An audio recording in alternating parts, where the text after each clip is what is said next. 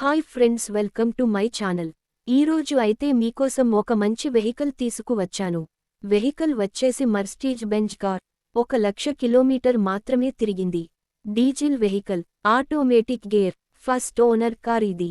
Karimnagar RTA, 1950 CC, 5 members కూర్చోవచ్చు. Top speed వచ్చేసి 215. 2020 model ఇది. ఇన్సూరెన్స్ అయితే వాలిడిటీ లేదు. ఫైనాన్స్ అంటూ ఏమీ లేదు.